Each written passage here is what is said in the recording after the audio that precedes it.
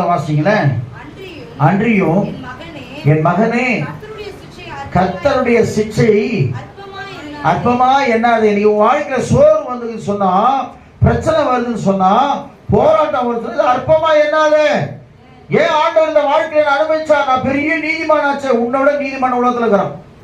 எலியா கேட்கிறார், நான் ஒத்த மாத்திரம் தானே மீந்து இருக்கிறேன், அடப்பாவி உன்னை விட 7000 பேர் இருக்கிறாண்டா அப்படின்றார் ஆண்டவர்.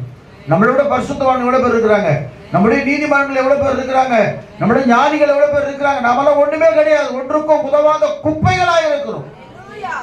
நம்ம அப்படிதான் நினைக்கிறோம். நம்ம தேவ சமூகத்துல நம்ம விட எத்தனையோ பேர் இருக்கிறாங்க, நம்ம விட எவ்வளவு பரிசுத்தவான்கள் இருக்கிறாங்க, எவ்வளவு நீதிமான்கள் இருக்கிறாங்க, எவ்வளவு பேர் முகமுகமா பேசுறவங்க கூட இருக்கிறாங்க, தீர்க்கதரிசிகள் இருக்கிறாங்க.